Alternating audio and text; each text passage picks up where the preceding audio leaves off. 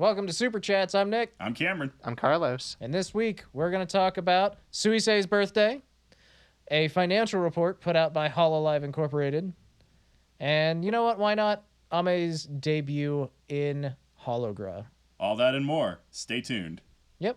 Every week we get together, we talk about VTubers, we hang out for a little while, so we're happy for you to join us this week. We are. Let's talk about Suisei's birthday because I like Suisei a lot. You might not know this about me, but she's what I would call an Oshi. She is my Japanese V-singer Oshi because I've got 37 Oshis. Gee, I thought Kobo was your favorite. I'm really confused. Kobo is a plague. Sorry.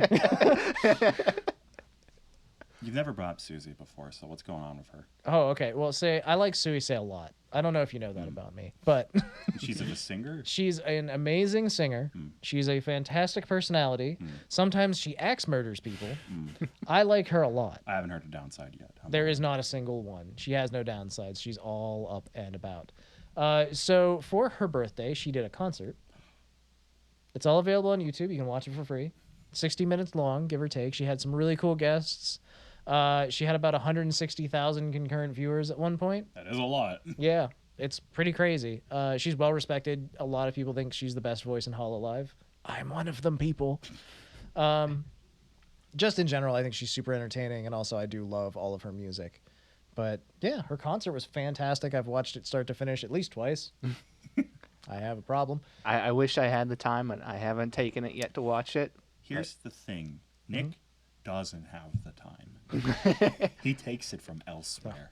I have a weekly YouTube series to edit and upload, and I have a weekly podcast to edit and upload, and I don't have the time at all to be doing this. But I made time because Suisei is worth it.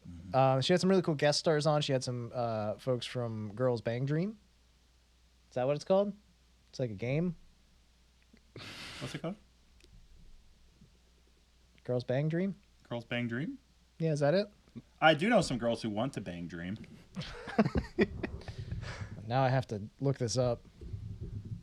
It is called Bang Dream. I'm not sure girls is Bang part Dream of it. Girls Band Party. That's what it is. Bang Dream Girls Band Party. Girls Bang Dream. Whatever. Some girls want a bang dream, I guess. From After this- his face reveal, I heard that went downhill pretty quick, but either way. If your The dream, jokes. fight us. I guess, yeah, we're picking fights already. Why not? So either way, she did a concert. She had some folks on. She showed off her original model at one point. Like the last song she did was a 2023 update of Next Color Planet, which was one of her earlier songs. And she started it off by singing it with her original outfit and model, which she made and is pretty insane. Like she was independent, made her own model, and then progressed through to her newer 2D model, and then eventually finished the song on her new 3D model. She is basically fantastic. It was a really cool way to see Suisei through the years at the end of the concert, and also she's my waifu. So there. Yeah, tug at the heartstrings. It's like this is how my waifu started out back when she drew her own body. Yep. And now here she is, drawn by many people. That's true. Beauty and grace, and she'll murder you in your face. That is a haiku. That's Suisei to a T right there as well. When is she getting her Netflix series? For all the murders. Yeah, to make a murderer 7. I don't know. It's kind of weird how if you murder enough people in an interesting way, you do get a Netflix series. It's worth something to strive for, yes. I agree with you on that. She also has some birthday merch that's available now. It's gone. It's gone. Boy, don't worry. There's still a way you can get it. You just have to pay exorbitant rates on eBay. Okay, so we're actually talking about two different things because there is a Suisei doll that is a collaboration with Don Quixote, which is a Japanese store. You cannot get it. It's sold out. They're going to try and make more, I guess. They keep releasing them sort of in waves. And your only other way to get it is to pay a scalper $800. Which Suisei has personally asked you not to do. Yeah. She's like, we're going to try and keep making them. Like, yeah. Buying things from scalpers is not based. Yeah, exactly. Don't support scalpers. They're scum. Hot take. So Dream stands, scalpers, I'm fighting everybody this week. We're coming in hot. I don't think it's that hot to hate scalpers, though, frankly. It's just... Or kind of dream. No, I mean, like, Dream's We've fine. yet to I take don't a care. controversial stance. I think that's pretty fair. Yeah. Any controversies you want to get involved in this week, This Carlos? is the time to start them. Nope, I think we're good for now. Okay, that's probably. Only if we ever decide to talk about Shondo, then maybe. Oh, we'll talk about Shondo. She's controversy incarnate. She tries so hard to get canceled. Maybe someday. Someday we'll talk about Shondo. We're watching you, Shondo. We're seeing what you're doing. Do we like it? We'll talk about that later. Stay tuned. So back to Suisei. It's a pre-order right now for her birthday merch, her anniversary merch, whatever you want to call it. She has a pillow that looks like her face, and it's pretty great, and I want one. She's got, there's a gacha for a keychain. So there's a meme video of Suisei because she like jokingly sang along poorly to one of her songs, and then somebody animated it, and it's really funny. So they got the artist who animated her to draw a few different poses and then made them into keychains. And so I think they're like $8. Oh, they're really cute. And they're very cute. And so you pay $8, you get one of the 4 that were made, and it's a gotcha. You get what you get kind of thing. And then also there's, of course, an art print. There always has to be an art print. And she also has, I think it's some sort of a tote bag or Comet Clear shoulder bag. It's a shoulder bag. That's what it is. So she's got some really cool merch. We're going to talk about other merches that are available later on in the show, but I wanted to highlight this one as well because Suisei is great. Second album, Spectre, available December 5th, 2022. That already happened. Yeah, so you can also buy her albums as well. Our podcast continues to be nothing but prudent. Yeah. Nothing but on time. I also happen to really like the cover art for that album. Hololive Spectre. cover art slap yeah. ass so much. I like that one a They're lot. really good. Like that one's good. I've liked all of Callie's covers. I've liked a lot of the covers I've seen. Like a lot of just like even like the random arts. Like this is one song. We paid an artist $500 to go as hard as he humanly can. That's it. That's all you got to do. He had to buy a font for this. That's $120. I want to also say this right now. I was going to say this off the top, sort of forgot. We talk about Hololive a lot. They're sort of our main focus, and it's hard to get away from. We like to try and highlight indie VTubers when we can. If you know of any cool indie VTubers, let us know because we're looking for more people to talk about. So. Genuinely would like to hear. I don't know enough of them. I have like one indie VTuber in the chamber, and I'm saving her till I'm 100% ready.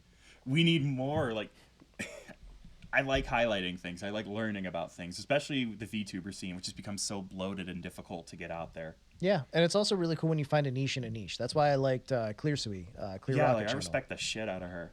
She just knows what she's about. She had a stream the other day where she just played Ocarina. I want to know if there's like one that like great. I don't know, like maybe there's one that like takes care of frogs, and films her frogs.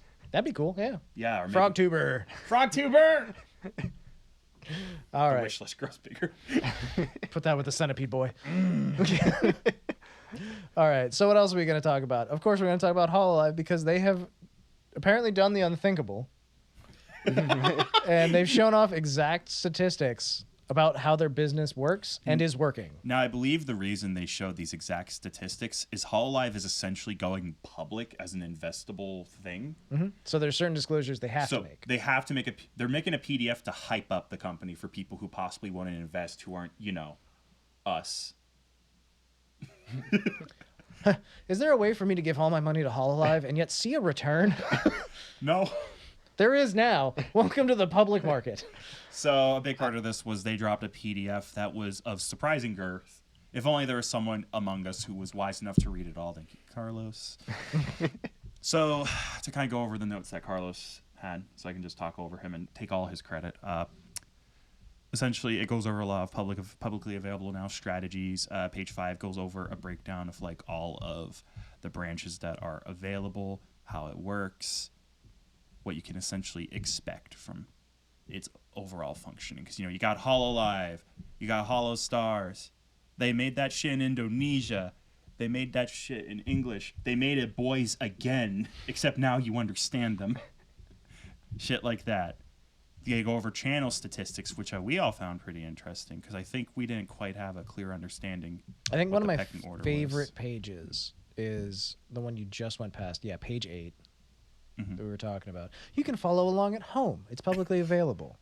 But the fact that there's 71 VTubers total right now employed was now we have a firm number instead of just being like, it's like 60 something. Do right? you see why this shit's so hard to follow? Because they're all filming like many hours the same week unless they take a break. Yeah, and this is just Hololive, so that's why like Niji Sanji's its own big thing, and we'd love to get more into that for sure. You got again, we're looking for indies to talk about and talk. You know, talk to if you want to come on. That'd be cool. We will like unabashedly have like anything that even is vaguely shaped like a VTuber on the stream. Yeah, it'd be great. So yeah, I thought that was really interesting because they go over how big the fan community is, what the financials look like. 31 channels with more than 1 million subs is actually a pretty big shit. Yeah, that's huge. 72 million subs total across all of their channels. Yeah. 41% overseas viewer ratio. Which That's is an insane statistic. Yeah, honestly. It was pretty much after like 2020 around the EN debuts. That they have a graph in here somewhere where it's basically it was like, I don't know, 90%, maybe headed down a little more towards 70% of their viewership were all Japanese, and then EN debuted and it was like straight like 20-30% just immediately jump of overseas viewers. I mean, like EN it brought it hard, man. Yeah. It increased the size of the audience so much. And again, a lot of that we have Coco to thank for. Thank you, Coco. Rest in power, Queen. And they do mention that that's kind of stayed for the last 3 years. It's stayed at about a 40% share. It hasn't increased for overseas viewers. But part of the thing that you need to think about with that is they show all over the place over the last 3 years or so.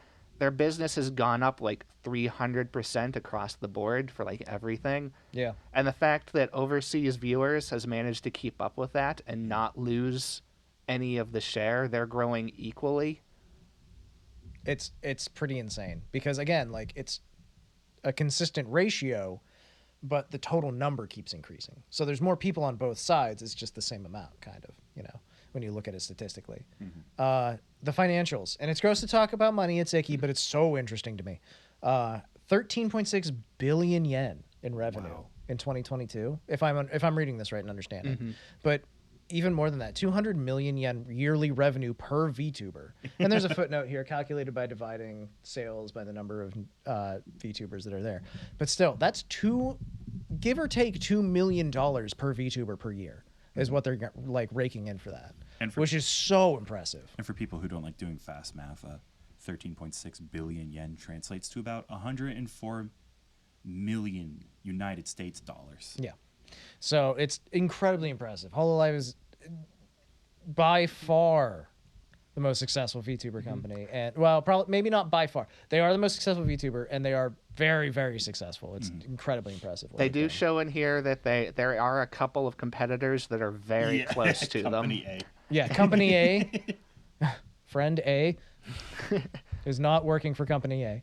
But there is a Company A that's also very, very successful, has millions and millions of subs. Whomstever.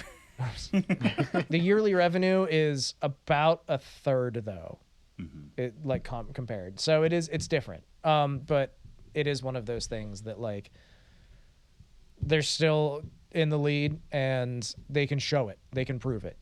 They've got the numbers, and now everyone does. So, is there anything else you wanted to highlight here, Carlos? I mean, there's a lot in here. You would really need to read it yourself to get the full experience. There's a lot of really interesting statistics. There was a lot of really good things to know in here that most companies don't really reveal. And they actually had a breakdown in here. How much they get from each one of the revenue sources too. I believe it was about 30-40% comes from like subscriptions and donations, and about 30% of it came from merchandise.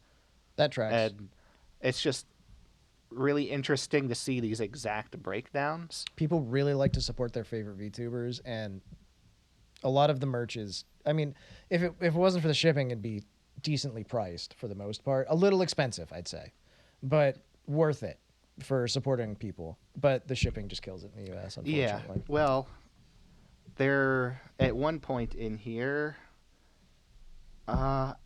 There's so much to this. It's difficult to even find it in the notes I took for it. Yeah. But I remember they actually specifically listed that they are going really, really hard at localizing overseas stuff, which Like, I'm pretty sure we heard like a lot of the JP girls even say staff has asked me to learn more English. Yeah. And that's, I mean, a lot of the VTubers themselves have taken it upon themselves to learn more English because they see the numbers. When you know? 40% of your audience is dudes that speak English overseas and you bros. only, have so much English at your disposal. You You're need going to to want to push speak on that. just enough English to like make them feel okay. Yeah. Every time Corone says, "Hey guys," Yeah. and the chat floods with English. Like, she knows what's going on. Like, it's funny because like Okayu didn't realize, I don't think, how many English speaking people she had watching her until she did that collab with Corone when they were shiny hunting. And Corone said, "Hey guys," and she was just like, "Okayu, say hey guys." And Akayu was like, "Hey guys," and then boom, English. And she's like, "Whoa!" Now, as a part of this, I do want to address, because these were some interesting notes I hadn't seen before now. It's news about the Hollow Earth. Not the Hollow Earth, as in there's nothing inside the Earth. That's a great foundation. You should really look up their information. Yeah. We're talking about Hollow Earth. Very unfortunately named that thing. Where it seems like the idea behind it is they're kind of trying to make like a metaverse spin-off thing. I find that interesting because I actually recently became very versed in some metaverse stuff. A YouTuber who I follow who does very deep dives on things pertaining to, let's call them, recent technological developments. He makes very critical documentaries. And he made one about an attempt at a metaverse. I think they're just co-opting the term to basically say a Second Life game. That sounds right. Because Hollow Earth is what they showed off when they had Yago playing with Botan and Yeah, I remember seeing forgetting that. who else. Was it Mio? So I don't remember. Based off the PDF, it looks like their intent with it is to, like actually Carlos had pointed out in his notes, make another way to make sure if something ever happens to their partnership with YouTube, they have a platform they own and control to give out these experiences to. And as well, I saw another person recently on YouTube. It was this one like VTuber who's playing the shorts game, where she posted a clip about how money's divided. And YouTube takes like 30% of almost everything right at the start. If Cover is like any company on the planet, they'd kill anyone to get that 30% back. Yeah. So when a company gets this big cut. and they have hundreds of millions of dollars, the first thing you do is ask yourself, why isn't it more, and what do we build to get more? And the answer for Cover is your own goddamn platform. And part of the problem with it too is after Google takes their 30% and then Cover takes their 20-30%, whatever it is, then that's already a huge chunk gone before the talents ever see any of it. Exactly. And then the talents still have to pay taxes on all their income too. So there is also that. It comes down to the fact that not very little, only some of the money that you donate to a VTuber gets directly to them at the end of it. There's a lot of people that take a cut. There's a lot of managers that get paid, a lot of middlemen in this situation. Now, I imagine the main reason to do this is to try to make another type of stream that their talents can do. Like, we can have them walk around the 3D world and hang out. It's like when Ultima Online came out and Lord British would be walking around. Lord British should be a VTuber, be carrying on. The only part of this that concerns me is the part where they're talking about stuff they'd be able to do after the Hollow Earth launch. They go, we will now be able to do content participation in Hollow Earth. We'll now be able to do virtual live performances and avatar communication. So 100% what this makes me think of is Fortnite. The part that concerns me is digital merchandise. I'm hoping that sticks around with just cosmetics for your avatar at most. Yeah, I don't know how much of a gameplay experience this is going to be, I guess. Yeah. I think if they were going to do NFTs, they would use the word NFT. I remember the online discussion for it. They were arguing about that a lot, and they never really say NFTs specifically. Let me introduce you to how Japanese companies feel about NFTs. There are two kinds of people and both of them work at Square Enix. There's the current president of Square Enix who goes, yeah, we fucking love NFTs. You like Siphon Filter? Fuck you, it's an NFT. You like Parasite shit, whatever the fuck, Parasite Star? Fuck you, NFT. Parasite Eve? Yeah, Parasite Eve. And then there's the guy in charge of Final Fantasy XIV who said in no uncertain terms, if you put an NFT in my fucking game, I quit. And he makes like 1/3 of the company's profit. Companies, even in Japan, have been completely... If they like NFTs, they go NFT-brained. They talk about it everywhere. They love to do it. Or they are aware of how bad it makes you look and how much egg ends up on your face. Yeah, it's very... And from a business perspective, if you look at NFTs, they make a very strong business case for themselves. It's just the fact that it's such an icky thing for the public at large, especially now. The issue, I feel... Fun conversation. Look outside tangent. NFTs look appealing and they taste like business. I just think some consumers got in, got out on time and made some cash, and now it's way too late to make money off it. I think every business that ever invested in NFT just always ended up holding the bag and ended up nowhere interesting. And that's me talking through this documentary I had just watched too. Yeah, it very much went from buzzword to bad word in a period of about 2 months. Because at first everybody seemed very positive about NFTs. There was a lot of buzz online, a lot of buzz from businesses, and then the folks online saw how it was actually being handled by businesses as well as other NFT creators in general. Things did not go well for most people involved, and yeah, now NFTs are basically looked at very derisively for a very good reason, because it hasn't worked out well for essentially anyone. If you want a hard summation of my opinion, because this is a powerful side tangent I would love to talk about, but we have to be... I love VTubers so fucking much. Summation of my opinion, just watch Folding Ideas, Line Goes Up. That is a powerful piece of media. That summarizes my opinion in its entirety. Well, ultimately, this whole situation is kind of steeped in controversy for the online community, both NFTs and because of the wonders of what we all know as the metaverse right now. And that's the other thing I was going to say, is that metaverse and NFT are both they're not looked at well right now. I have yet to get a satisfactory definition of what metaverse is, especially in this particular situation. I wish I could just literally pull a clip from the thing I watched. Metaverse is less so a decisive term, but more so a magical way to think. Can't define the metaverse? That's by design. The metaverse is always approaching. It's always the future. We made this thing. Invest in it. Is this the metaverse? Oh, not 100% yet. We wanted to look better, but the metaverse is coming. Stay invested. Yeah, blah, blah, blah. I actually have something specific that I read about this, was that Meta is actually in a lawsuit of some sort right now over that, that they're getting taxed in some way, and they're trying to get out of it. Oh my God, I heard of this. And their defense of it is that they can't be taxed for it because Metaverse is legally, under their own company's definition, just VR. And there you go. It's a buzzword that's very quickly, similar to NFTs, basically being revealed to be a scam. Here's what's up, viewer. So, if something is worth millions of dollars and a lot of people are invested in, and no one can give you a 2-sentence definition at most, that's on purpose. Yeah. They're keeping it vague because they want to make money. And to really summarize, I don't think that's what Cover's doing.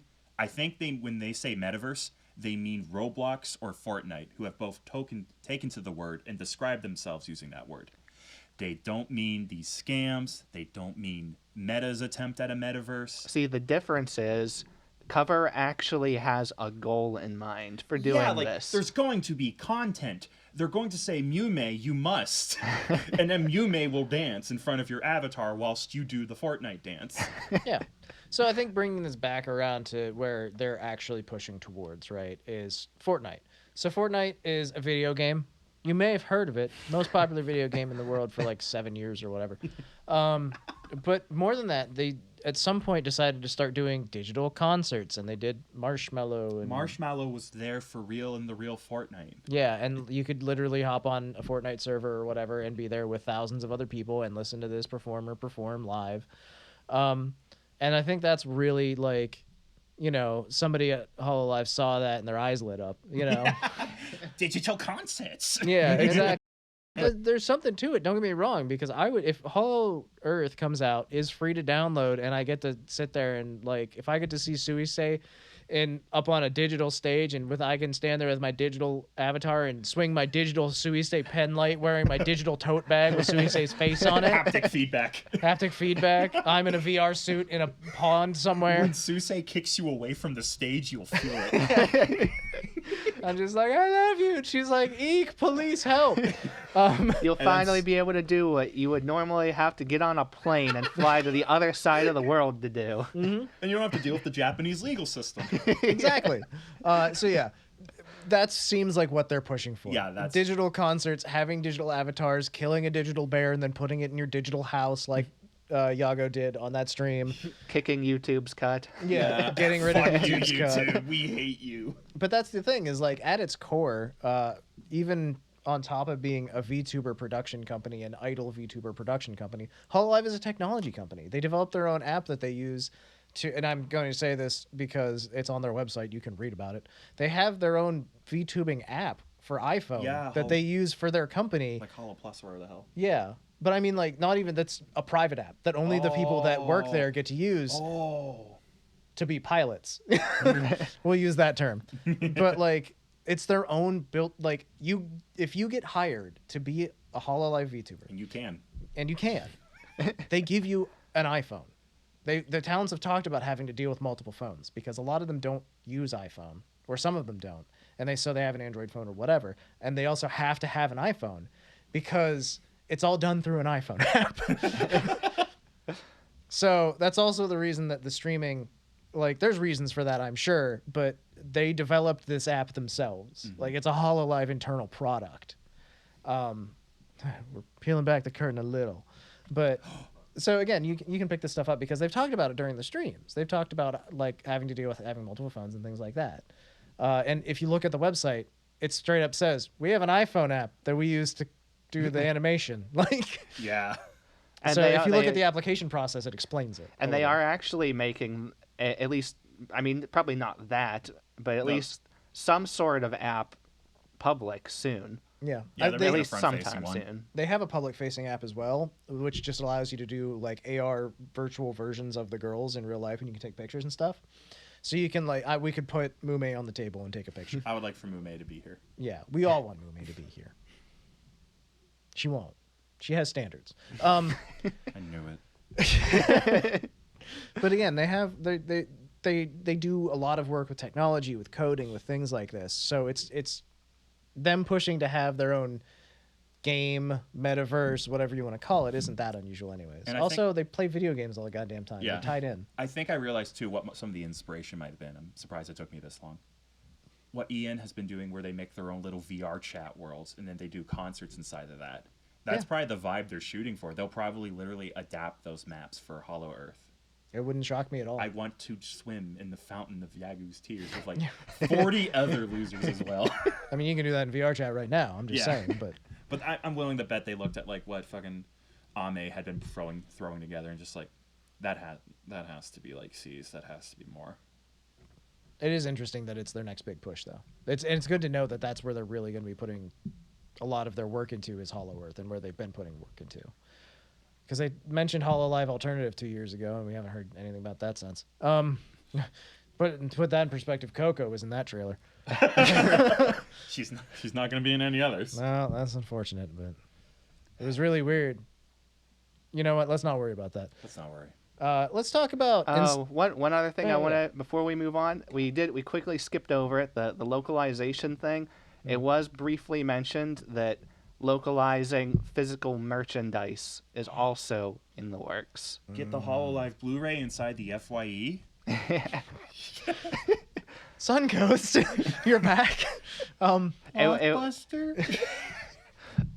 It would just be really great to, be able to, I mean, not even necessarily walk into a store, but at least order something within our own country. It would be great. The supply lines have to be established. I'm just saying. Also, it would be crazy to walk into a Walmart and see, like, here's Kiara, and I don't know what I would do at that point. I'd have some sort of a mental breakdown, I'm sure. But would you vomit if I got you a Kiara Funko Pop? No. Yeah, a little. What? No, never. Oh, just a bit. I don't like the Funko Pop part. I second that. Please, no Funko Pops. New enemy Funko Pops. No, I'm just not a big fan. I'm also I'm not also my not a fan of Nendoroids. Oh, I like Nendoroids. They're I'd get better. an Android. They're better. They're better than Funko Pops. Yeah, but Leagues better. whatever, Mr. $300 Miku statue. Yeah, here's my line in the sand. Get that $30 out of here. I need the $200. You had 2 zeros at the end of that number. I'm not buying. I sip LaCroix and look at full-size woman. Limoncello tastes funny. Okay, let's move from an official Hololive game, question mark, that they're making, to a new fan game that has recently been shown off. An illegally made Hololive fighting game is coming out soon. Idol Showdown. Made true. by fans for fans. Now, if anyone's ever heard of Them's Fightin' Herds, I've heard of them fighting herds. this is the allegory in my mind. Hopefully this doesn't take like 3 years to come out, whatever, how long that took. Hopefully it gets the Skullgirls engine. Yeah, that'd be great. It looks cool. The art looks pretty sick, honestly. Mm-hmm. Some of the fighting moves look pretty neat. There's a trailer out there you can find online very easily if you look for it. I think there's 4 playable Yeah, characters there's only so 4 far. confirmed so far. Yep, Ayame, Sora, Fubuki, and who's the last one? Kurone. Makes sense. So that's who you get to fight with. I'm Kurone always- the kickboxer. I always love the fighting games where it's like, here's some sweet innocent people and they're fucking fighting it out. Beating the tar out of each other. They feel a certain way about things. Yeah, apparently it's going to have rollback netcodes, so people that are hardcore into fighting games are going to appreciate that. No.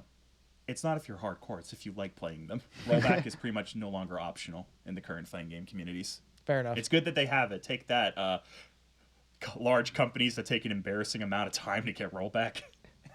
Yeah, I mean, it is the standard at this point, I would imagine, like you're Mm-hmm. saying, because every time I hear anything about it, it's just like, finally, we got it. It took way too long So- for Dragon Ball FighterZ to get it. Yeah. I don't know what rollback netcode is. I don't play fighting games, so I know just enough about fighting games to know that that's a really strong word. yeah. That's like saying, good news, this shooting game lets you aim. Yeah. Gotcha. Playable servers. So yeah, Well, yeah, with that being netcode, that I would assume that also automatically means it's going to be online fighting too. Yeah, net code. What's net code without the net code? Every game has that, you fool. maybe when the game comes out, I'll do a live stream and let anybody who wants just come in and beat me up as Kurone or whatever. In his house, even. Yeah. If you're willing to dress up as Kurone and drive to my house, That's a stretch goal. that's something. All right, back to the topic at hand. Mel. I like Mel a lot. She's a fucking cute vampire. Also, like, if you haven't seen her and Choco do their cover or version of Vampire at HoloFest on the Deco 27 stage, whatever it is, Holo 27 stage. You received no help from me. Oh, that sucks. Carlos, you gonna back me up on this? Anyway, Nope. so look up their version of Vampire they did live. It's fantastic. It's the most hype thing I think that came out of HoloFest from the free concert versions. So worth watching in my opinion. Back to the point though is that Mel has a new outfit. Oh my god. It's very cute. She got a skirt and a top. You can see her belly button. Of course. She- Very punk. It is. She's got a boob window. Of course. Enjoy that. And she's got a coat that's removable. Of course.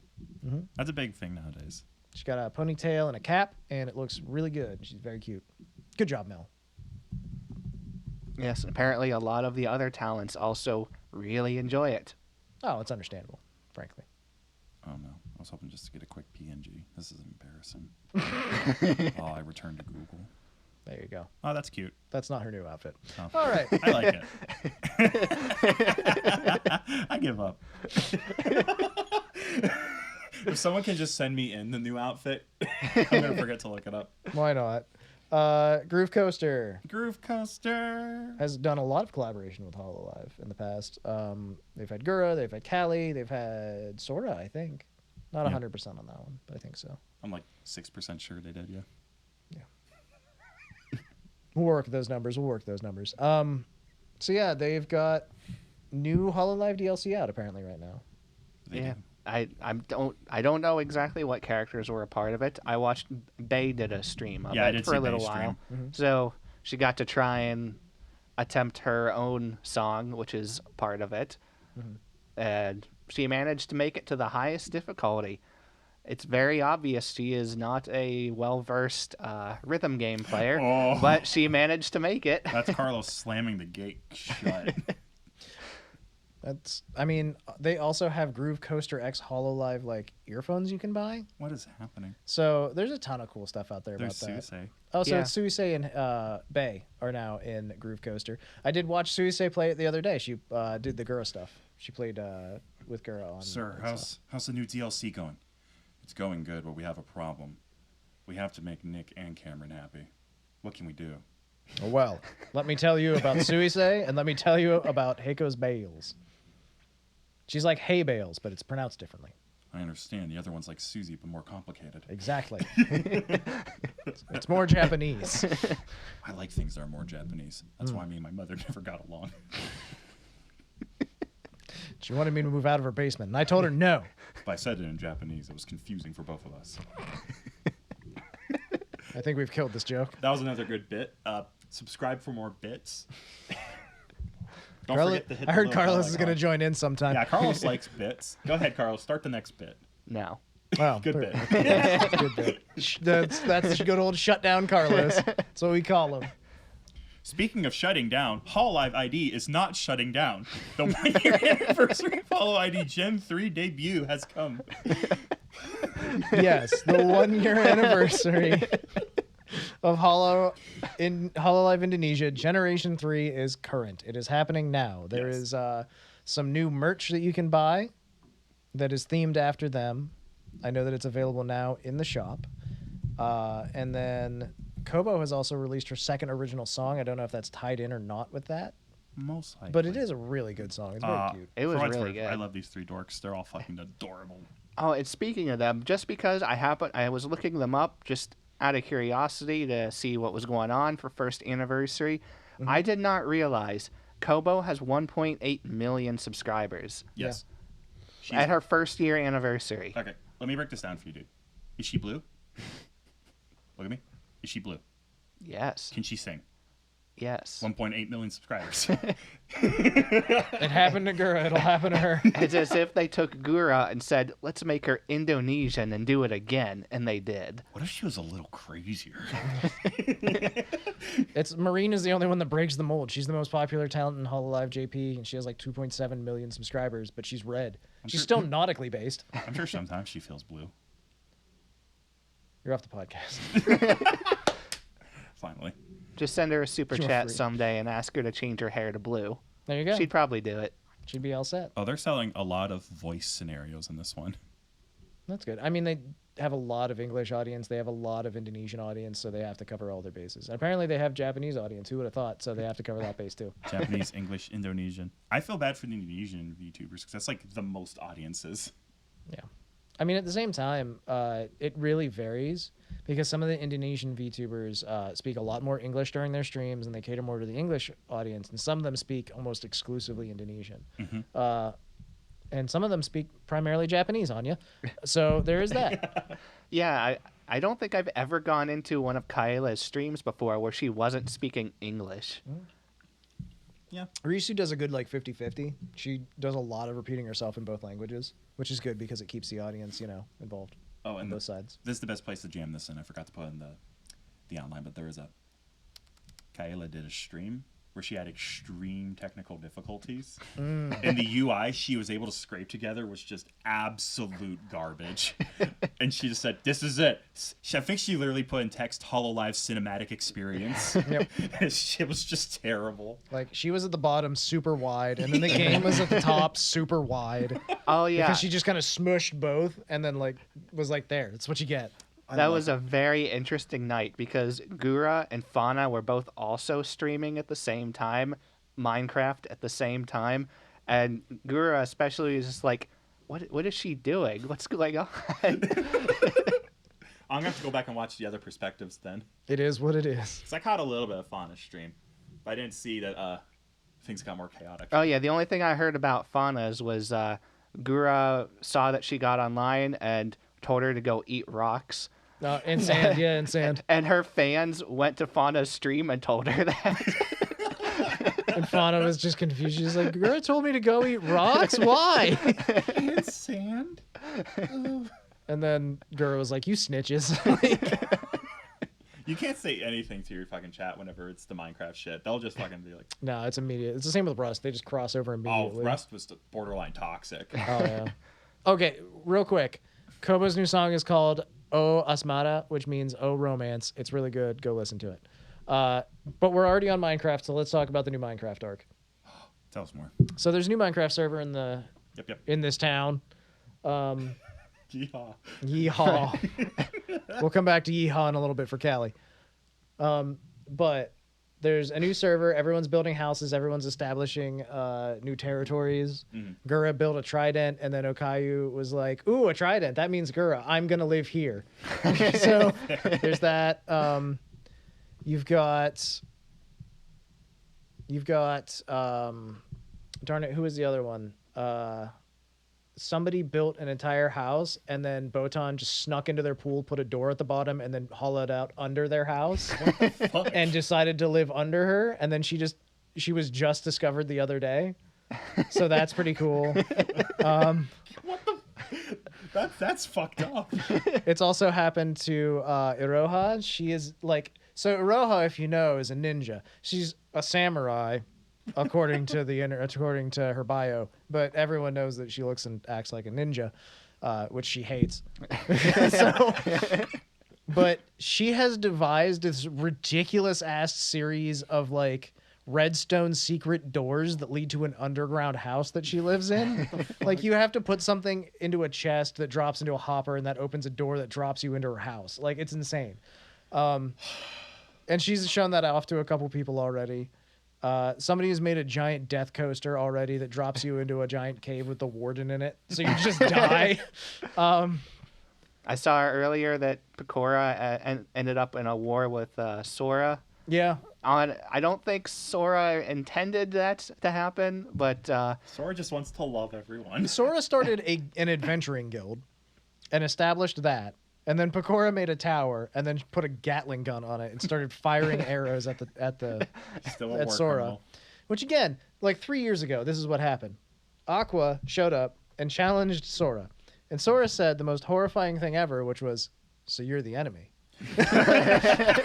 And Aqua crumbled like wet paper mache and left. Pecora has more tenacity. Yeah. Don't get me wrong. yeah, the chat's like, oh boy, Sora's just gonna show up with like at her doorstep with like an axe and just start murdering her. Yep. Oh, so you're the enemy. Like, that's Sora right there. It's also like really funny because when they like the first thing Miko did was make a town hall, and then like it was a trap that just dropped you into like what looked like lava, but you just wander your way out. So they eventually, like, somebody put a bed there, and somebody found a music disc that was like really creepy music. It's like the scariest music in Minecraft, whatever. And they played it, and they like were like, "Oh God, what do we do with this? Let's put it in the town hall."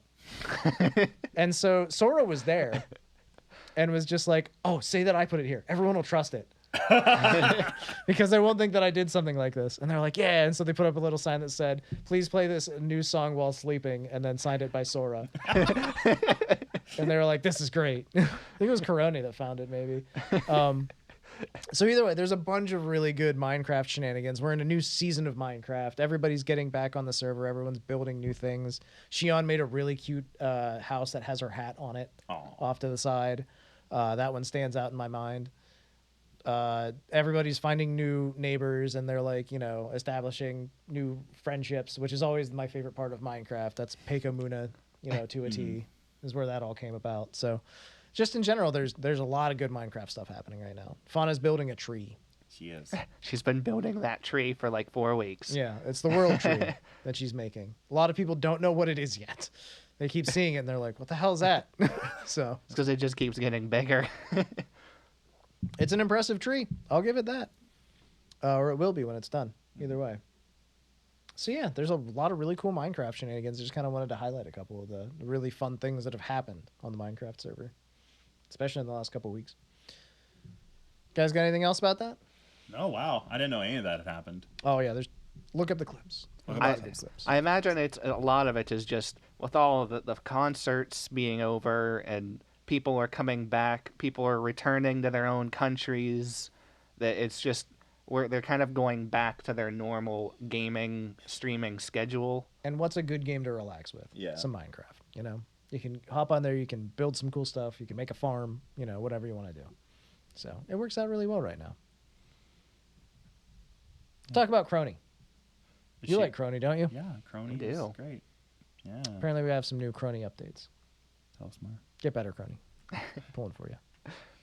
Well, she's capable of eating a little more food again. Yippee. That's good. It's just, I know we talk a little bit about it later, but she went on a trip with some of the other members. But she put out a new cover of a Vocaloid song. I like vocal. A song I like Vocaloids too. was a song I didn't even know the name of, but it brought back some hardcore nostalgia from when I used to listen to a lot of Vocaloid music. It was very well done. Kimagari Mercy. Yep, it's a Hachioji. If that's how you pronounce your name, I'm sorry. If you'd like to come on the podcast and clarify. I'm gonna have to look it up. I haven't had the chance to listen to it yet. No, I didn't even know that came out. Yeah, I'm very familiar with that artist's music. It's been a little while since I've listened to You it. got me looking up the artist. It's been a long time since I've listened to like Vocaloid deep. Oh, good. I'm glad the titles are like that. They're in hiragana at the very least. Maybe some kanji thrown in there too. Either way, Lady. so that's cool. I'm glad she did that. Mm-hmm. Apparently she, her desktop case. Yeah. That her and Bay both had. That we talked about earlier. There was a chance to win one of each of them at one point. Which turns out, to clarify exactly what was going on, iBuyPower, you could buy pre-made computers built into the case, but it's actually Height is the company that sells just the case. And Gamers Nexus, if you're familiar with them, very big tech YouTuber, he very, very briefly showed the Crony case in one of his videos. Oh, did he? He did. That's awesome. Apparently, he is actually known for covering a lot of the weeb cases. Oh, what a guy. But yeah, he actually, the model that this case is done on, it's actually just a skin on one of Height's old models. And Gamers Nexus did do a video, and I believe it was his top-rated case of 2022. Oh, the Height Y60. Yeah. Yeah. And that's it the was model. a very popular case in general last year, as far as I know. Because when I was looking at new cases for my desktop, which I ended up going with a Cooler Master or something, I don't know. But the Height Y60 was one of the ones that came up in my searches as just being one of the biggest cases of last year. So. And that's both the Crony and the Bay case are both built on to that same model. You know, I always knew Crony was great. I never knew she was this good at designing PC cases. Yeah, it's also nice that she let Height take the credit. Yeah. She's very humble. Well, that's how collaborations work. Someone has to host it. All right, so while we're talking about Crony, let's just go on to the trip they took, okay? Apparently, Crony went with Myth, and they went to Disney World. Disney World. I've never been. I heard it's nice. I've never been to Disney World, let alone with Myth. Carlos, have you been to Disney World potentially with Myth? Unfortunately, not with Myth, as much as I'd love to say. Oh, I have been to Disney, though. Nice. Gur would buy a turkey leg and beat you to death. That sounds accurate. I would accept it. Yeah. It's a fucking turkey leg, eats it. Gura couldn't lift up a turkey leg. If Ami would get distracted, like, oh, that's a pigeon. There's moss. Monkey! I want to ride the teacups. I can imagine going to Disney World with any of them would have been really fun, actually. But it's good. I'm glad that, like, again, Crony's all still recovering. Every time she talks, it sounds painful. Sounds like she's drugged up pretty hard. So the fact that she went to an amusement park at all is kind of strange, but like as long as she's having fun. I can't picture her at an amusement park. Yeah, I saw Ina's perspective on it. She did a video where she was just chatting for like an hour and a half, giving some updates, and she was talking about it. It's like, oh hey, we were organizing like a myth trip. We wanted to go somewhere, and this just happens to be where we ended up because it was a place we could get tickets to, and it was memorable. And it's like, and then Crony ended up. We invited her, and they're like, it was a myth trip. We weren't really expecting it, but Crony was all for it. So Welcome it's to like, myth. well, you're a part of us now. There you go. Welcome to the other side. This is how we live. I admire Crony for continuing to do like if I had my jaw rebuilt, you wouldn't catch me outside for like months. You know, I would just be like, no, I'm gonna sip like liquefied steak all day. Yeah. Don't talk to me. I won't talk back. 60 wings in a blender with grain alcohol. Yeah, that's it. That'd be my life. But I just like it's very admirable that she keeps hanging out with people. She keeps doing stuff. I keep saying that, but also I want her to go home and rest. Please go home and rest. I can't believe she had this surgery like what 3-4 weeks ago. Thereabout. She put her cover out. I'm in the guessing middle that of all was this. like waiting That was for the pre-recorded. video. I'm sure it was already. A lot of it was already recorded, but I don't know. I would think that there would still at least be something that would need to be done on it. I think at that point it was probably waiting on the video to be made. Yeah. That would Could be have been. my guess, because I mean she wasn't going into the studio and finishing this. Yeah, I mean, she was definitely not recording whole songs She in probably the middle of that. she probably timed it specifically because it was something that she could put out while she was away. Yeah. Because that way it continues that stream of content for people. Maybe they did just make sure to have it in the works, done, ready to go before her surgery. Then I guess I would imagine that's what happened. yeah. 100%. But what about Tsunema? Why can't I talk words? Watame? Yeah, Watame, the foo sheep that I want. Oh. I want to hug her because she seems so fluffy. I don't know. Her voice is very powerful. I think she would kill me. I think she'd be fine with it. She'd be like, "Who are you?" Oh well, it's a hug. That's some people's perspective on hugs. Mhm.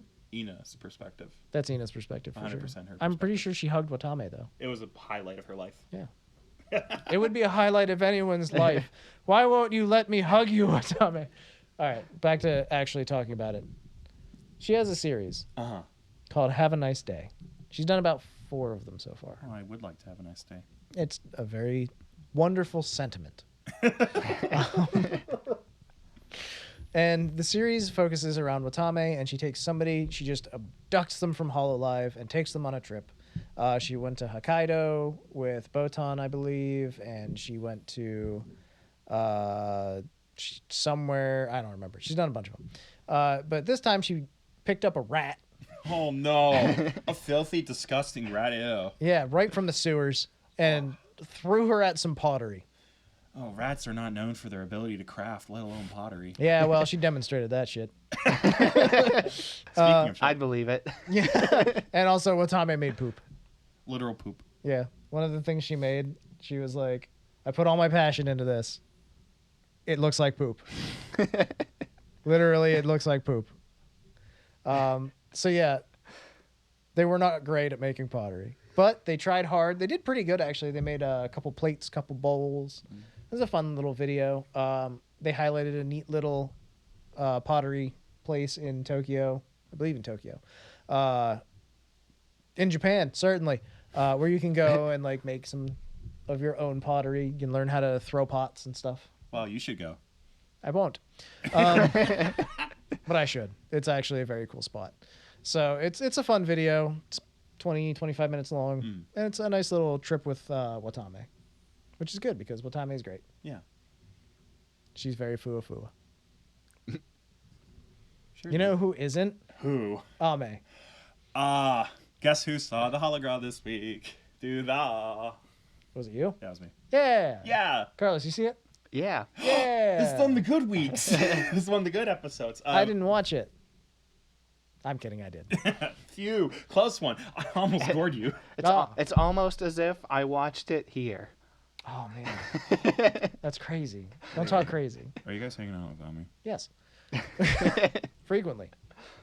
Don't ever ask about it again. I don't think I will. Why am I mean to Cameron? Because I'm mean to Carlos. That's fair. Carlos isn't different. As my life is. Yeah. Point being, though, the new hologram is really fun. It was funny. It has Oski in it. It does. I like Oski. Anytime Oski shows up, I'm just like, hey, I like her. Neurons active. Yeah. Also, she straight up upskirts her. And by that I mean Ame just appears under Oski's skirt and then gets kicked in the head for it. It's typical hologram nonsense where it's like, pick a character, they are possessed to do this and only this. She picks up an orca, the orca smells. Yeah. The show made sure to mention she reeks unbathed swine. Someone tells her to take a shower. Yeah. Comedy ensues. A har. And then she gets too many jobs and she dives off a cliff. What I found interesting was like the voice acting was pretty alright. Some of the else were like, oh, she wasn't really young. But then when she jumped off the cliff and said, "Tell him I died," That was really good. That was her fucking banshee scream. Mm-hmm. Good shit. Overall, 10 out of 10 for Ame's Hologra debut, and that brings us to the conclusion of the Holo EN Myth Hologra debuts. There will be no more. Not for Myth. Not a single one. Myth will never be in hologram again. Possibly. Unlikely. But we've got everybody down now. I'm sure Council will be next in 3 to 7 business years. So. COVID 2. No. Holo ID Gen 2 had a soft debut of their 3D models, basically, at HoloFest. So I expect that they'll get their actual full debuts with hologras. Oh, wait, they already did.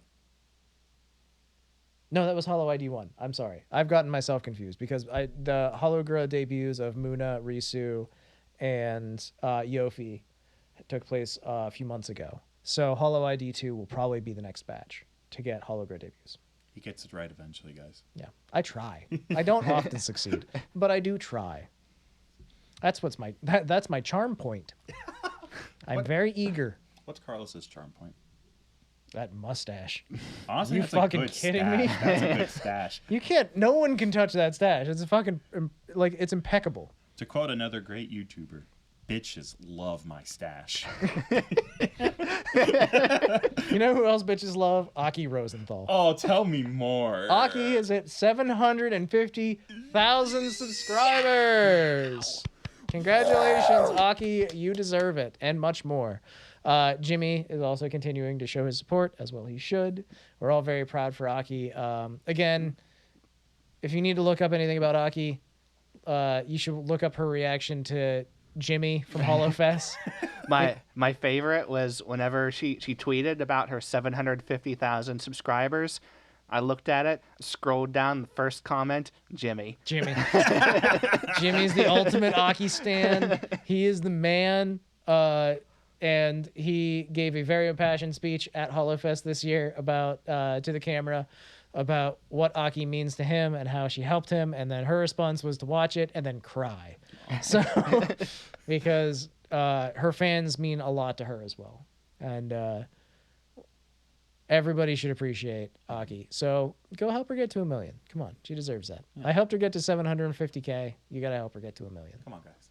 It's worth doing. Come on. It's the inspiration I need to empty out all of my 10-year-old subscriptions that I don't watch anymore. Yeah. And just subscribe to all the VTubers. Listen here, Bite. Oski's out here with the hustle, and she needs some help. Tobuscus doesn't need you anymore. You're done with him. Unsubscribe from Tobuscus. I don't know who that is. Good. Don't start now. It's too late. Good. That's a different podcast. Hey. We talked about Pekamuna earlier. We did. Let's talk about Pekamuna again. Oh, okay. We're not done yet. I know. There's more. Please. Just do it. All right, so they had an off collab. Wait, like they met in real life. Pekamuna became reality. in Pecora's new house? Yes. Oh, she had to move away from her mother first for this, I see. Exactly. The romance must be unspoken. They made burgies. Oh, like hamburgers? Yeah, hambagu. American. Yeah. Oh yeah, and something that this has nothing to do with what they were actually doing as their entertainment. I just saw, whenever I was watching it, they used English muffins as the buns. Which and I do I'm all like- the time. I love that. I No. have never done that before, and I'm like, I need to do that. Dude, you make a burger, you put an egg on it, and you put it between English muffins. So goddamn good. And some bacon. You make a breakfast burger. It's so good. It's only okay if there's an egg. It's okay if it's just a burger, too. You do you, baby. I don't know where that came from. Anyway, Point being, they did an off collab. They made burgers. They looked really good, actually, too. Like, very passable burgers. I was watching a Risu stream the other day because I just caught her whenever she was driving trucks in Europe. And she was talking about how she watched the collab and she was just like, yeah, they looked really good, which is great because Indonesian burgers suck. and she just like said it like 4 times. She's like, yeah, I'm glad they made them. They look great because Indonesian burgers suck. I was like, shit, apparently Indonesian burgers suck. That's unfortunate. I'm sorry to hear that. But I know their pizza sucks. do they have like the banana pizza or whatever? No, they have weirdo pizza. Give me a second. This is a fun tangent. This is a discussion podcast. Yeah. That's the thing is like Indonesian food is super interesting because I don't know a whole lot about Indonesia. That's not too out there. I think I was thinking of a different country went like too far. I know Korean pizza is like insane. I think they put probably the wrong country, but I know one country put like corn. Oh, that's Mexico. No. We had that. that's actually good. I would do it Yeah. more often.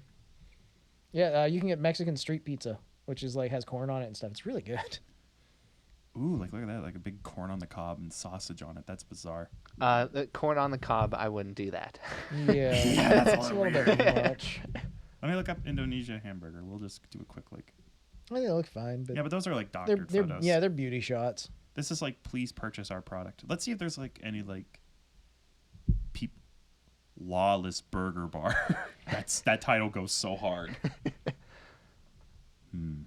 My favorite bar name from any anime, real quick, just Yeah, an aside.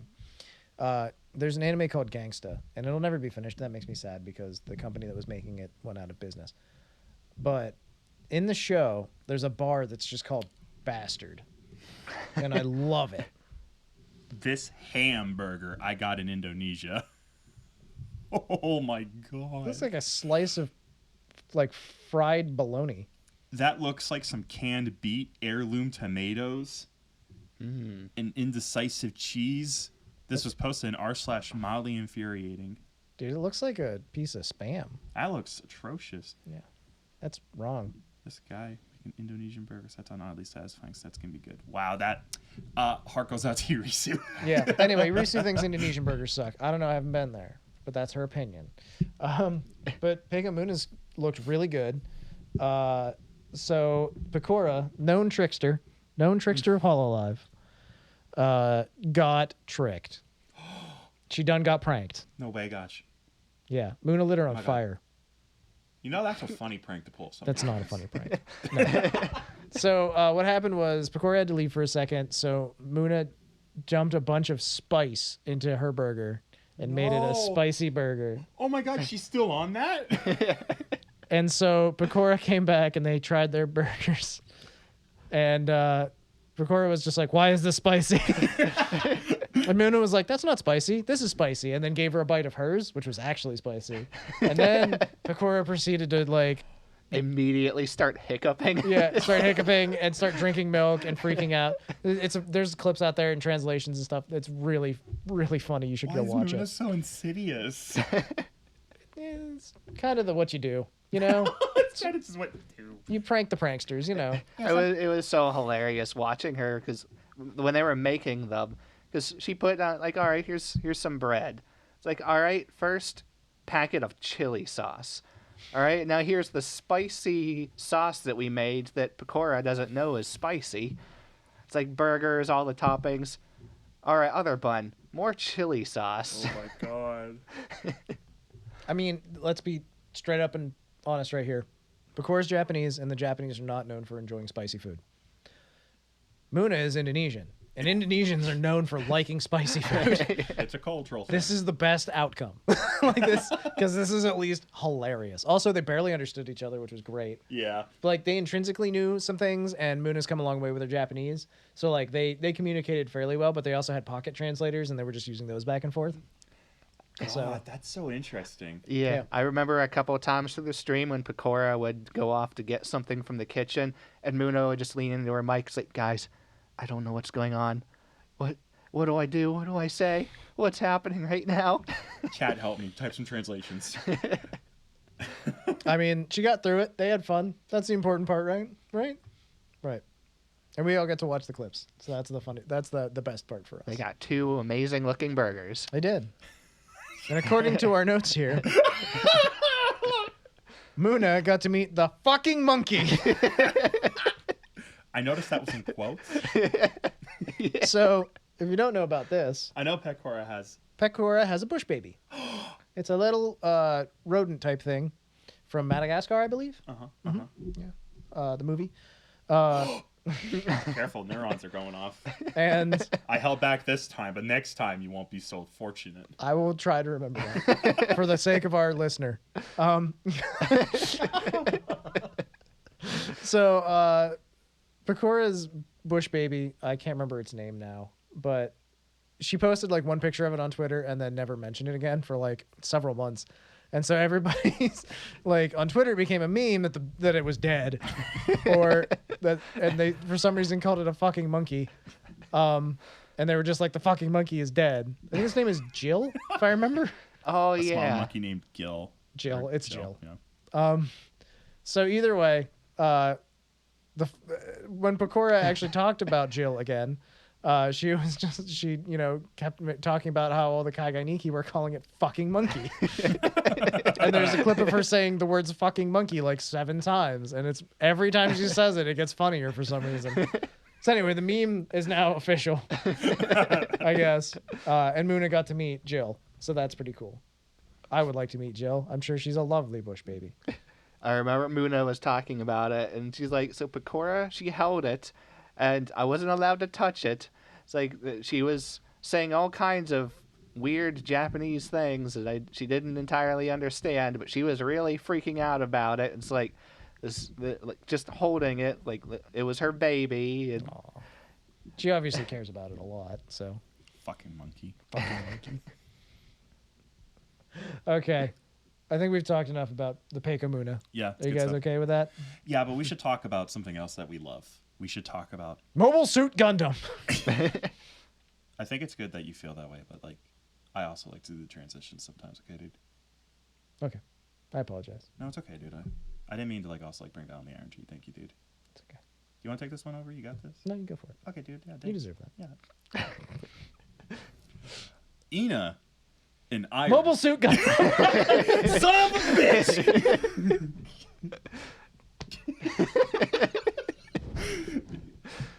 Carlos, the bit's happening. Jump in.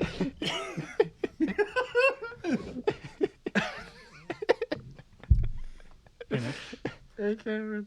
A little bit earlier, we had a very adult discussion about how we feel about how we're running things. I have no recollection. I was wondering if I could run something by you then. Let's assume this is the first time I've asked you this. Okay. Would you like to have this segment? Mobile Suit Gundam.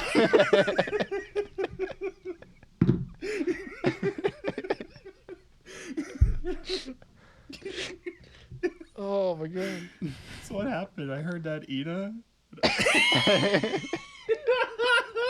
This is Carl, just do it. Carl's just do it. Read the notes. Read the notes. Get us through this.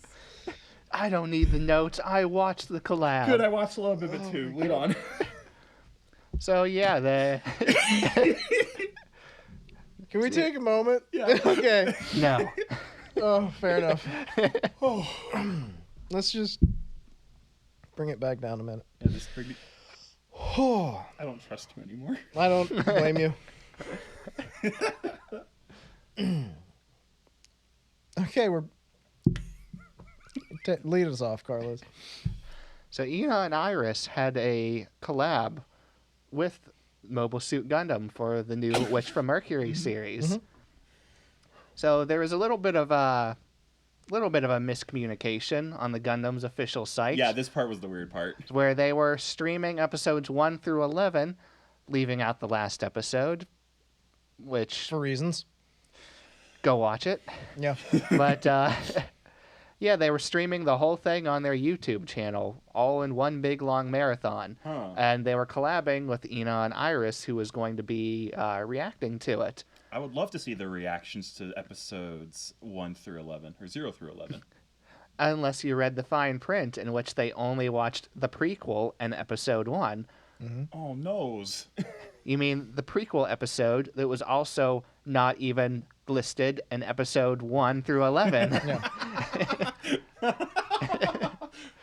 So what happened was they streamed the first 2 episodes, co-streamed with Ina and Iris, which was very fun, very enjoyable. And then Ina and Iris were like, okay, bye, and then ended their stream. And now you can watch the rest. And the rest of the episodes were just, you can watch them by yourself. Yeah. Jeez, Mom, the least you can do is stay up when my show's on. Yeah, right? Which was a little weird, because before they left, Ina's like, all right, guys, I'm going to go watch it by myself offline now. Yeah.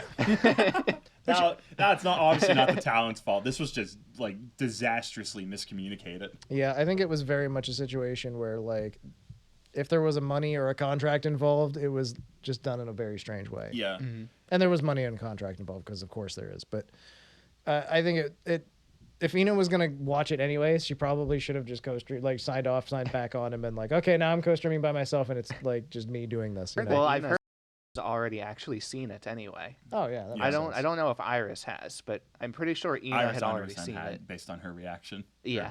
Yeah. I want to talk about Iris so bad. Go for it. First of all, Ina and Iris, rare pair, they had some good energy. It's great because Iris can fluster Ina quicker than anyone. I imagine. They had a portion where they had technical difficulties, so like their actual models went away, and all they had left were like these little like chibi bunny. Oh yeah, Gundam the things horror they made. balls. Yeah, and like Iris continues to have this god-sent talent to say things the worst way possible. What stands out to me is the part where she goes, like, as the models are getting fixed, Iris says to Ina, "Oh, thank you for giving birth to me." Yeah, like Such a weirdo. And she does it all the time and then giggles immediately after she said it as if she just realized what she said from her Dumbo mouth. She's so weird. she's good though. I love her. She's so great. She really has grown into her own. Like, Iris was probably like, her debut was the most like, oh, I don't know what this girl's going to be like. And then, you know, like all of them, they all get weird. They all get their spice. They all start sweet and innocent. Then next thing you know, you're poisoning each other for fun. Yeah, it very much comes down to they have to start pushing the boundaries, crossing lines here and there, and then sometimes they get bonked and they're like, okay, that's where the line is. And then other times they're like, oh, I can push a little further. The ultimate thing I appreciate is every time a Gundam fight started in the school, Ina and Iris both went, it's time to duel. Of course they did. That's fair. And they knew every Gundam model when it came up, and I went, oh, those are old designs. I didn't know that when I watched it. They're not. They're all new. No, some of them are old. Were they? What were the old ones? Watched it stream. What were the I don't old know. ones? I haven't watched Gundam in 15 years before this. I don't know. There's a gap in our knowledge. To be fair, if it was Gundams from like Iron Blooded Orphans or something, I'm not gonna know those. Mhm. But I just know that, I like- skipped Iron Blooded Orphans because one character's hair made me so fucking angry. I quit watching the show. Two things I know. Ina was dropping Gundam knowledge, and Iris was like, it appears as though these two girls have feelings for each other. And that makes me feel a certain way. It's a good show. So, quick tangent about the new Gundam series, real quick. Go watch it. It's great. It's on Crunchyroll, I think we watched it on. Carlos and I watched it together, and it is, from start to finish, it's good. It's got a very different feel in the first episode and the last episode as compared to the others. And just, boy, watch after the credits of episode 12. I'm just telling you. Because holy shit. Anyway, I'm really excited. The reason they did this on Gundam's side is because they're drumming up support because the second season is about to start. So I'm excited for that. Can't wait for it to happen. One little hilarious fact about that Gundam stream. Mhm. So Ina's stream, it had more viewers than the Gundam stream.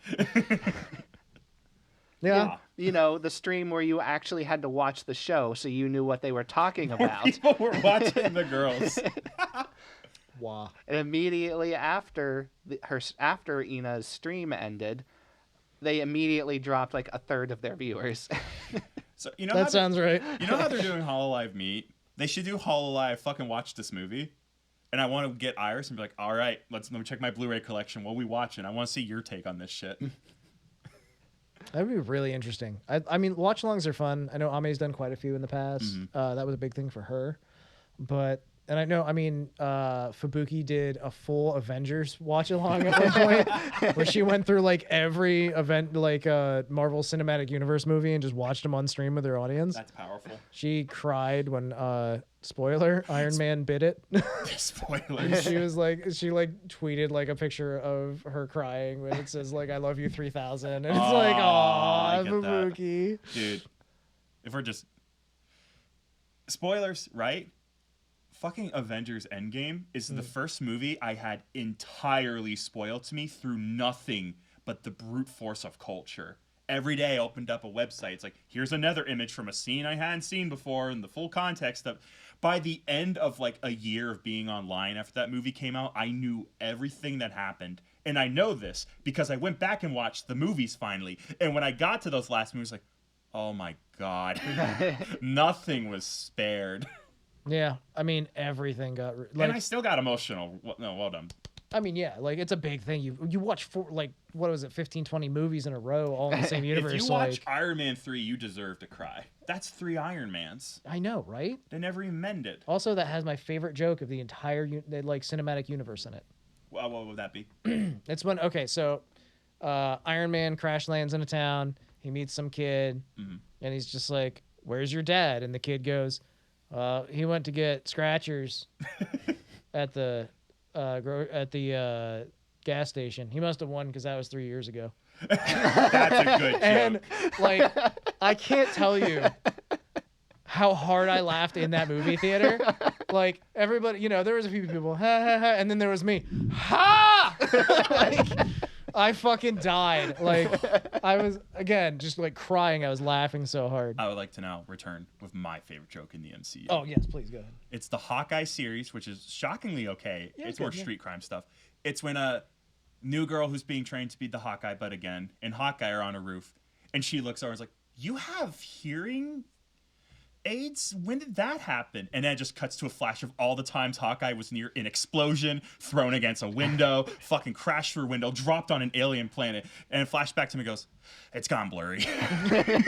I love that moment. It's like, you know, fair. This is the most human motherfucker. Yeah, he's got a bow and arrow. Everybody else has actual powers, except for I guess Black Widow. She's got guns, but still, Yeah. it's just like. Even Black Widow's like a secret super soldier. Yeah, but at the same time, she doesn't have the serum or anything. No, like, no. She's still human at the end of it. Like those two are the human characters. They're there for representation, I guess, of like what a real human sort of looks Normal like. persons. Yeah, like here's the it's like the idea that I love of like get one normal human to run in the like 100-meter dash in the Olympics, you know? So you can see what a regular schlub looks like next to these human like god tier athletes. You know? Cuz that's when you're actually going to understand how impressive these feats are that like people are doing. Anyway, we got off on a pretty good tangent there. God, imagine conversing. Gross. Disgusting. We're here to talk about VTubers. Let's talk about how normal people protect themselves. How's that? Guns. Guns indeed. And Hololive is arming. One of the best segments. So Subaru did a stream recently that was very interesting where she for some reason has a new asset. And I don't know what the context of this, but it appeared to be an AR-style assault rifle. Are you telling me Pecora isn't allowed to have them, but she is? I don't understand what Well, happened. you see, the difference is Pecora, there was a warrant for her arrest. It's on her record. She can't buy firearms. Yeah. Subaru, however, though, works for the police and therefore has contacts. Apparently. I don't know. I just got a clip of this stream. I don't know what was happening. I don't know the full context. But yeah, she has an asset. It's just her holding a gun sideways. And then Miko was there and it was pointed at her face. And Miko was like, please point that somewhere else. And Subaru was like, it's fine. Don't worry about it. Nothing's going to happen. It's a fun clip. I don't know the context. I really should do a little research on that one. The other thing is that, again, Pecora made a Gatling cannon in Minecraft and attacked the guild using it. Okay, has, that's fair. yeah, it has 4 barrels that fire arrows, and she like, again, there's good clips. She really impressed Shion with it. So, and she at one point, Bakura then got Shion to flip the switch, so she had deniability. So if Sora came after her, she could be like, Shion did it. Like, which is why I don't feel bad that Bakura had the spicy mouth. So I think that kind of sums up about how Hololive is arming themselves. It does. Carlos, which printer is your least favorite?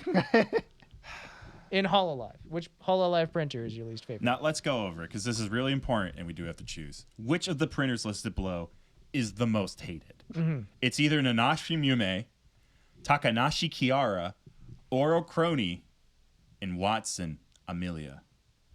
Now, this is tricky, because, like, I don't get why Cover Corp would make you pick your least favorite of these VTubers. Like, normally they're just nothing but positive, but you know what? Fair. Let's get spicy. Carlos, lead the way. Which one? Pick your least favorite, your most hated printer. Yeah, think about it in terms of printing, if that helps. My least favorite printer. No. My Most hated. printer. Most hated. Oh, we're going with the strong word, aren't we? That's the question. That's what's asked. They want you to know who you hate. So this was a question put out by Hololive, The official. the official Hololive. And the question is badly translated from Japanese. Very poorly. Who's ever seen a bad translation of Japanese? Nobody. That doesn't happen, right? Well, this time it did. The actual question was something along the lines of, which of the talents do you think hates printers the most? Yes. And so this is what actually went to print, was which of the printers listed below is the most hated, and it listed the girls. It's a pretty solid mistranslation. Everyone was confused. They recalled the question and were like, oops, didn't mean to do that. Whoopsie daisy. We We're know it's sorry. Ame, but sorry. Hate that printer. So, In case you're curious, Mume was actually the right answer. Yeah, because Mume hates printers. that's fair. Understandable, Oh, frankly. because Mume has a whole series where she yells about stuff she hates. Yeah, She including has her own printers. version of You Know What's Bullshit. Yeah. Wow, there's a callback. Yeah! I got the deep dives. Oh, my God. Can we get AVGN on the podcast? James, hit us up. James, come on, buddy. We'll catch you up. I don't care if you're scared. I am too, man. Good Lord. All right, let's talk about who's on break. Welcome to the Who's on Break segment, sponsored by Mini Wheats. Drink LaCroix. Finally, a cereal that confuses. Mini Wheats. Hashtag not spawn. We're actually not sponsored. Legal reasons. For legal reasons, we're mostly not sponsored, which is to say I ate Mini Wheats last night. For legal reasons, this is a joke. For legal reasons, we wish to specify we hold no legal opinion or calculability when it comes to Mini Wheats and its co-sponsor and main brand. So, Fauna announced she was going to take a slightly longer break. Then she played Minecraft almost immediately. And then after. she was gone 5 days. Yeah. She played Minecraft like the last night, if I recall, or pretty recently. So it's like, the break is over? Question marks. Yeah. Like she did her birthday stream, then she's like, need a break. Sorry, guys. Okay, I'm back. Yeah, it was very quick. It was like you didn't even have to announce that, girl. You just do it, man. Yeah, like it's fine. Again, all of us here and most of the audience that are sane, all agree that if you need a break, take a break. We'll be back. We'll be there when you come back, and when you come back, we'll have a big party. Yeah, like it's literally nothing. You're a human person. For the love of God, I'm so happy you can take breaks. Do it, please. Crony, are you taking notes? Crony. Kaela. Kyla, yeah. Some people go hard, man. It is what it is. Fubuki. All right, Mume is still on break. That's fine. That's fine. There's That's nothing fine. wrong with that. Take care of yourself, girl.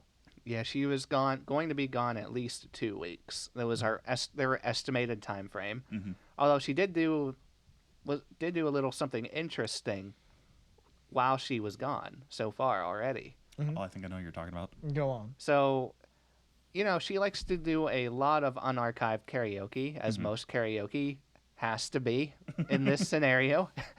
And she was actually replaying her unarchived karaoke's on loop for when I tuned in, and it was at 12 hours. Oh wow, that's a really good idea, actually. That's Yeah. actually pretty smart. So I didn't get the chance to listen to it too much, but it was just really neat getting to listen to a lot of the karaoke that she missed, and while she's on break, it gives you more content of Yeah. hers, while she's gone. So I don't know how many archived karaoke she has. I don't know if she has any at this point. But I've caught a few of her unarchived karaoke's, and there's definitely not people that re-upload them. That'd be illegal. But her singing voice is so good. I love Moomer singing so much. Yeah. There's the one guy who does the funny 3D animations. He did a video where it's like Fauna and Moomers in a boat, and I love her fucking cover of that one song. That I have died every day waiting for you. Yeah, that one. God, what she does is that really good stuff where she plays with the legato. She lets it go, like really good at letting it just like decay naturally and just sound like really pretty. And that's like so good. That's the crazy good shit. Like hitting a note's one thing, having a good tone's another. Being able to put on dynamics and control it. Moomers has had lessons for absolute sure. She has done this shit for a while. Yeah.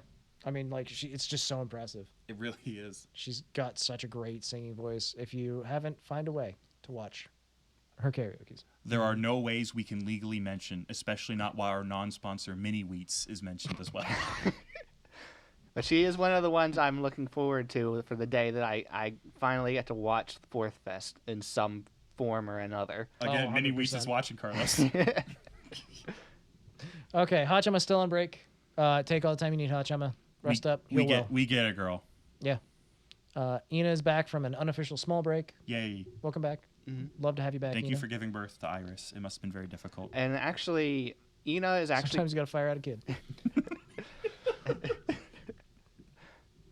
Ina's actually kind of a part of like a group of people that have been taking small breaks because I imagine they must all just be basically spreading the same sickness right now. Especially if they were all at HoloFest. Yeah. The sickness is called burnout. But like Mume was sick, coughing like crazy. Kiara was sick, having trouble with it too. Oh, yeah. She had her throat thing, yeah. Yeah, and Ina, she was coughing really bad too. That's why she took her break because the where I was listening to her talk about their Disney trip, she was not quite ready to be back, honestly, when she was doing that because she was still coughing pretty bad through that stream. So it seems that whatever they have is just making the rounds. Honestly, Yeah. it's relatable because like in our neck of the woods, things haven't been too good either. Yeah, and even aside from the big one that we've all been dealing with for the last few years, con crud has always been a thing. Con flu, whatever you want to call it, where you get together in a big group at a convention. Who goes to anime conventions?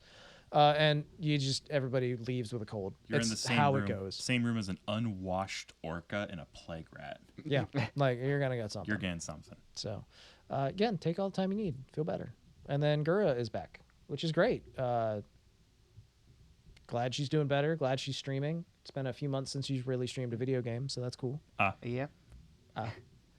She took like 2 months off, something like that, and came back, did like a chatting stream and her 3D debut, and then she didn't stream again for like another month and a half.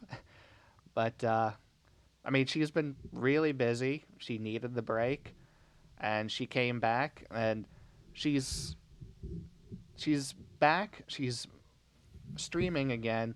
She just, I think, maybe coming back immediately to working super hard on all of these concerts is maybe a little too much for her, because even though she is back, she's still not as chipper as she used to be. This might be like kind of a goofy way to think of things. Maybe I'm overthinking this, but Gura strikes me as someone who's really casual and goofy. I wonder how much the pressure of being the Hololive feels. Because, like, she, sub count is insane. All the countries that have a Hololive fan base installment love you. You're probably, like, the most Hololive at the moment. Definitely. That's probably more pressure than Literally she thought she was signing up for. the most popular VTuber in the world, period. Yeah, like, I think she just wanted to talk about feet sometimes and stream and hang out and say, like, the weirdest sentences. And she's pulling the largest audience, has the most subscribers, probably has the most pressure from the company besides, like, Callie and her huge deal with, like, actual record label who's like, she opened up about it on a stream, making sure she sells Blu-rays, and they're really curious to see what those pre-order numbers are.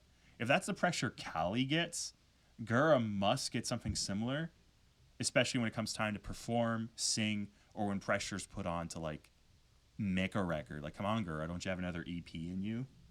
I can see why she's taking so many breaks. And there's also the difference. I don't want to. It's not fair to compare them, but Callie is purposely there as a musician. No, 100%. She is there. That is what she's trying to do. That is not what Gura is trying to do. I agree with you 100%. Like, I think Callie has always been a very aspirational person. She can't imagine a world where she's not busting her ass trying to climb. This must be very satisfying to her, and she understands the sacrifices. Gura didn't know there were going to be sacrifices. She thought she was going to be a funny member of this experimental branch of this company that will give you some pretty good security. And now here she is, the face of the company. Yeah, that Tokyo ambassador. Yeah, ambassador for the goddamn weed mecca. Yeah.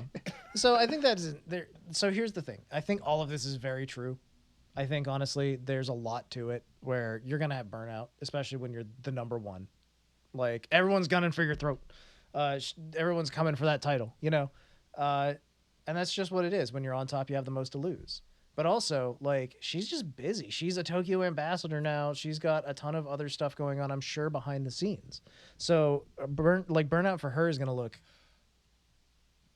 like a big thing because it is a big thing. But also, like, we didn't really have any of the details. She might have just been sick. Like, we don't know. And she could also just be sick, but it's an interesting thing to think about. Like, when I'm at work and I hear the Outlook sign, I go, oh, and I get stressed.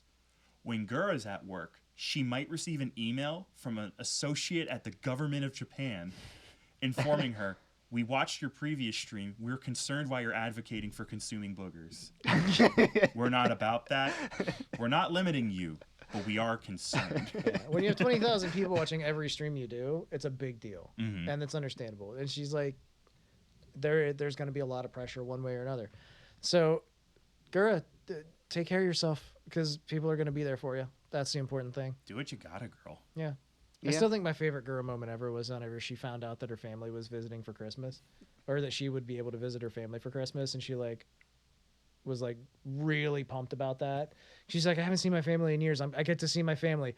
Sorry, all my streams are canceled. Goodbye. And everybody was just like, hell yeah, cancel all your streams. Go see your family. Yeah, get out of here, girl. What are you doing? That's like my favorite Gura moment. Was she was just so happy that she got to go see her mom and her family. And I fucking love her mom. So good. No. And on top of that, I mean, she'd have a lot to show her family now. Yeah. She's got a lot to show for it. She's going to swim back down to Atlantis. Does her mom have a nickname? A funny nickname from the community? Let's find out. Gura mom? Nickname for Gar Goober mom. Gura. Nope. Nope. Doesn't look like it. Gabba Goober's mom. Comments down below. Yeah, let us know what her mom's nickname is. Big Gabba Goober. Shark Mother. Probably Shark Mama. Shark Mama. I think Shark Mama is probably what it. That seems to stick out in my mind. Mama Shark. Mm-hmm. No. Oof! Ow! I tripped over this meme. We're done. We're now talking about Shirogami Fubuki. Welcome everyone to Industry Focus. Carlos, do a jingle for us for Industry Focus. Do it, please. Do. Oh, perfect. Okay, let's talk about Shirogami Fubuki. She's our Industry Focus, as Cameron said. She is the Burger Fox. She is the Scatman singer. Do. That was one of her first big breakout moments. Was she did a cover of a song by Scatman John. She did a wonderful. Getting a movie. Is he? Yeah, they're getting like a documentary movie about him or something. Oh, cool. Rest in peace. Scatman John. He passed away years ago. Not Fubuki. She's doing great. So. Great. Good. I just want to clarify things. That's a good thing to clarify. Yeah. I said she's the Burger Fox. She has a really great viral clip where she was doing a stream and she started talking about, I think it was the menu at Wendy's or something. Oh my god, I fucking love that clip. It's such a classic clip. Wow. And she just goes through the whole menu and talks about how the burgers look really good and stuff. American style cheeseburger. Yeah. Dark Star Burger. Bacon a cheeseburger. So it's a classic clip. It's very popular. Look it up if you haven't seen it. And that's how she got to be known as the Burger Fox. And so ever since then, like whenever she plays, I think, or at least the last time I watched her play Fall Guys, she was dressed as a burger. You know, she's incorporated a lot. Her loading screen is her sitting there eating a burger. She's a member of Hololive Gemazu. Wait, gamers, but we're still on the first gen. No, we're not. She is the only Hololive personality to be a part of 2 generations. To the point that even in official Hololive videos, they'll show her in both. Yeah, because she's just in both. She is a hardworking fox, is what she is. She's very fucking hardworking. And she came on for first gen, right? And then after a while, she was just like, people like us playing video games. Let's have a branch that plays video games. Hardcore gamers. She found this dog. She found this cat. She found this wolf. And she's just like, we're gamers. And she was like, gamers assemble. And they became Hololive Gamers. It's like an offshoot branch. I think it was between 3 and 4. That was back when Yagu's dream was still alive. Yeah. And so there, I mean, it's, and like every one of those talents in gamers is a solid talent too, you know, as is everybody in Gen 1 for that matter, I guess. But I mean, I hold Hololive Gamers in a special place in my heart because Corone brought me in. Yeah. You know? Corone was everyone. She dragged me kicking and screaming into the rabbit hole. So back to Fubuki, though, of course, she is a gamer. She really likes playing video games. One time she dug a hole in Minecraft for like 7 hours. I fucking watched the whole stream. It was great. It was fantastic. Eventually, she's just put on a pair of sunglasses over her eyes that said void. Yeah, and she just quietly dug. It was the void stream. What you're forgetting is the best part where she got as low as normal mode would go. So she swapped to creative and kept going. Yep. It was pretty great. She did it because I think she lost a bet or something. It was a Twitter poll. It was a Twitter poll. She asked, all right, what do you guys want? This video game, this game? Literally dig a hole in Minecraft for 2 hours. Yeah, she like hollowed out an entire chunk of Minecraft. Anyway, so she did that. It's another great stream. Look it up. It's fantastic. She's your friend, not your wife. Mm-hmm. If you ask her to be your wife, she will say no. Friends. Only friend. She is not a cat. She is a fox. That's a cat. Mm-hmm. Fubuki's not a cat. But she is a pillar of Hololive. Indeed. Potentially the pillar of Hololive. Somebody put that in the notes. It was me. It was Cameron. I did some additional research. So a big part of Fubuki really was that back when she was getting more popular, she ended up becoming a big part of what Hololive was and standing for what she believed it should be in the future. She was there for a lot of the scariest moments. She stood by Coco during the China scare and was one of the first people to greet her when she came back. She's one of the talents that also draw lines with the fans, like mentioned previously, of the whole, no, not wife, friend. She was one of the first talents to collaborate with the Hollow Star branch when that opened in Japan, and that, as we've gone over, that's a big deal. Yeah. She went over to the boys' table. Ew, gross, icky. Yeah. And not only that, she has an original song. I don't know. It's a song about pizza and pasta that she did with Arukon. Yeah. Who is a Hollow Stars guy. And it's really great. It's a very fun song. When the Russia situation was going on, she was one of the talents who just fucking addressed it. Did a video, did tweets. She is gone. It sucks. I liked her a lot, but it's happened. Mm-hmm. I'm here to support everyone, but you have to accept that this has happened. The understanding I got is that she's very stern about it, but she's also very nice, but she is a pillar. She's here to support and hold shit up, but she's not going to candy coat anything. Yeah. She streams constantly. She doesn't take breaks very often. She has almost taken no breaks. Exactly. She's always available, always online, always working. She's a very hard worker. And at one point, she basically decided that she was the canary in the coal mine. Yeah. She actually said on stream, like, if I'm working here, Hololive is a good company. The moment it's not a good company, I won't work here. And you can 100% see how invested she is in it. Yeah. She cares a lot about it.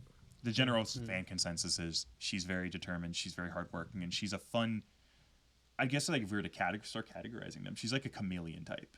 You don't 100% know what you're going to get with Fubuki streams. It's not going to be like insane chaos, but this might be a fun stream. This might be a goofy stream. This might be a weird stream. Mm-hmm. She's really good at matching energy, but also being a total derp and doing what she thinks is going to be fun. Yeah. And I think she's very admirable, personally. I do too. Like this, doing some research about her I found to be really exciting. I was surprised how much I admired her. Carlos, you have any fond thoughts of Fubuki at all? I mean, she's just always been like the pillar of entertainment. You know, I see her around all the time. She puts out some great content. Mm-hmm. You know, I'll never forget the Morbius incident. But Oh, Look that up, by the way. She interviewed Jared Leto. oh, I forgot that was her. Yeah, you- and she was very excited because again, she really loves like the Marvel Cinematic Universe, and this was like, you know, technically, As close as we're gonna get at the moment. yeah. So Yeah, I like, mean, she was supposed to interview him, and then he inadvertently ended up interviewing her back. Are you like he was in very certain confused. parts. Yeah, he was very This is confused. so wild. I know. We had an episode where we talked way more about it. I remember yelling at the camera and calling him out. Yeah, just Yeah. if you want to Office watch, still open. if you want to watch something very cringe, you can watch that. But I think speaking of cringe, I think we're about done. Yeah, this has been pretty cringy. Yeah, We are Japanese Goblin. there you go. High with that tension. one. I'm about an hour into the 5-hour loop of that. Yeah. I'm so glad we got this Carlos lore. I am so happy we got that Carlos lore. All right. Well, if you're an hour into the 5-hour loop of We Are Japanese Goblin, Comment down below. leave a comment down below. If you're watching, let us know. Hit us up with a review. We'd really appreciate it if you dropped 5 stars on us. Leave a comment. We'll talk about it on the next episode. Don't forget to buy the new shirts on Amazon.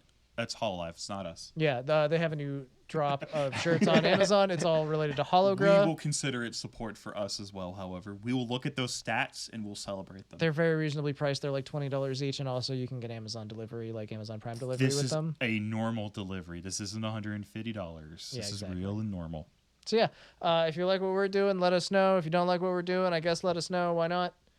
We're not going to stop being cringy. So That's so defiant. yeah, That's powerful. if you think we're cringe, then get fucked. Love you. Thanks for watching. See ya.